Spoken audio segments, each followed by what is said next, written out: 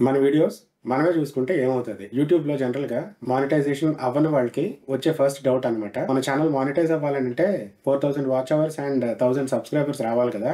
Subscribers అయితే వచ్చేస్తారు ఈజీగానే. ఎందుకంటే ఫ్రెండ్స్ అండ్ రిలేటివ్స్‌కి చెప్తాం కాబట్టి వాళ్ళు సబ్స్క్రైబ్ చేసుకుంటారు. కానీ వాళ్ళు మన వీడియోస్ చూడరు. మనం ఏ కేటగరీకి సంబంధించిన వీడియోస్ చేస్తున్నామో ఆ కేటగరీ ఆఫ్ పీపుల్‌కి మన వీడియోస్ రీచ్ అయితేనే చూస్తారు. అప్పుడు మనకి వాచ్ టైమ్ కంప్లీట్ అవుతది. సో, ఏమనుకుంటారంటే జనరల్‌గా మన వీడియోస్ మనమే చూసేస్తే వాచ్ టైమ్ కంప్లీట్ అయిపోద్ది కదా అని అనుకుంటారు.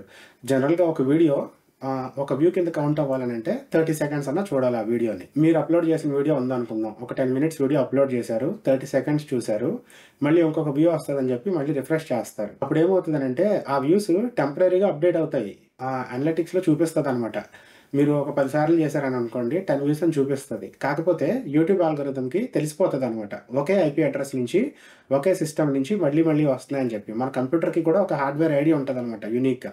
దీని నుంచి రిపీటెడ్‌గా వస్తున్నాయని చెప్పి వితిన్ 48 అవర్స్‌లో మీరు చూసుకుంటే ఏమవుతదనంటే ఈ వ్యూస్ అన్నీ తీసేసి వాలిడ్ వ్యూస్ మాత్రమే ఉంచుతదనమాట. అంటే మాక్సిమం 24 అవర్స్‌లో మాక్సిమం వస్తే ఒక వ్యూ వస్తది. అది కూడా ఎందుకు వస్తదనంటే జనరల్‌గా మనం వీడియో అప్‌లోడ్ చేసినప్పుడు ఒకసారి చూసుకోవాలి వీడియోని. దాంట్లో ఏదైనా ఫాల్ట్ ఏమన్నా ఉన్నదేమో. వీడియోలో ఎడిటింగ్ ఫాల్ట్ గాని, లేదంటే ఆడియో ప్రాబ్లమ్స్ ఏమన్నా ఉన్నాయేమో అని ఒకసారి చెక్ చేసుకోవాలనమాట. ఆ ఛాన్స్ యూట్యూబ్ కూడా ఇస్తది. కానీ దాన్నే అవకాశంగా తీసుకొని మళ్ళీ మళ్ళీ చూస్తున్నామని అనుకోండి, అది ఏం చేస్తదనంటే ఇన్వాలిడ్ అని చెప్పి దాని ఆల్గోరిథమ్స్ పట్టేస్తాయనమాట. సో, మీరు ఎన్ని సార్లు చూసినా కూడా వ్యూస్ కౌంట్ అవ్వవు. మానిటైజేషన్ అయిపోయిన వాళ్ళ పరిస్థితి ఏంటంటే, వాళ్ళ వీడియోస్ వాళ్ళే చూసుకుంటే కంటిన్యూయస్‌గా యాడ్స్ రన్ అవుతూ ఉంటాయి కాబట్టి, మన వీడియోస్‌కి రెవెన్యూ జనరేట్ అవుతది అని అనుకుంటారు. అది కూడా యూట్యూబ్‌కి తెలుసండి. దాని ఆల్గోరిథమ్స్ పట్టేస్తాయి. అదేం చేస్తదనంటే యాడ్సెన్స్ అకౌంట్ యూనిక్ ఒకే యాడ్సెన్స్ అకౌంట్ ఉండాలి కదా! ఆ యాడ్సెన్స్ అకౌంట్‌లో ఇన్‌వాలిడ్ ట్రాఫిక్ అని చెప్పి తీసేస్తదనమాట. మన దాన్ని మనమే సొంతగా చూసుకున్నా, లేదంటే ఆర్టిఫిషియల్‌గా వ్యూస్‌ని ఇన్‌ఫ్లేట్ చేసినా, ఇలాంటివి చేసినా కూడా దానికి తెలిసిపోతది. నెక్స్ట్ ఏం చేస్తదనంటే మన యాడ్స్‌ని లిమిట్ చేసేస్తదనమాట. మీ వీడియోస్‌లో యాడ్స్ ఒక పెద్ద లాంగ్ వీడియో పెట్టారని అనుకోండి.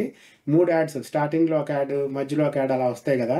అలా రావడం మానేసి రిస్ట్రిక్ట్ చేసేస్తదనమాట. అప్పుడు మీకు యాడ్ రెవెన్యూ అనేది సివియర్‌గా తగ్గిపోతది. మహా అయితే ఆలోచించండి ఎన్ని వ్యూస్ వస్తాయి? మీ వీడియో మీరు చూసారని అనుకోండి.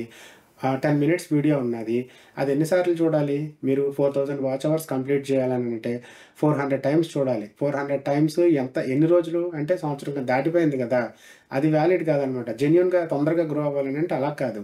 మీరు మీ వీడియో ఒక సెట్ ఆఫ్ పీపుల్‌కి పంపించినప్పుడు ఎవరికైతే ఇష్టం ఉన్నదో వాళ్ళు క్లిక్ చేస్తారు. సో, దాన్ని బేస్ చేసుకొని అలాంటి వాళ్ళకి అదే ఇంట్రెస్ట్ ఉన్న పీపుల్‌కి రికమెండ్ చేసి వీడియోని షేర్ చేయడానికి ట్రై చేస్తదనమాట. వాళ్ళకి హోమ్ పేజ్‌లో ఓపెన్ చేసినప్పుడు హోమ్ పేజ్‌లో రావడం, ఇలా చేయడం చేస్తది. యూట్యూబే మన వీడియోస్‌ని ఇలాగా గ్రో అవ్వడానికి హెల్ప్ చేస్తది.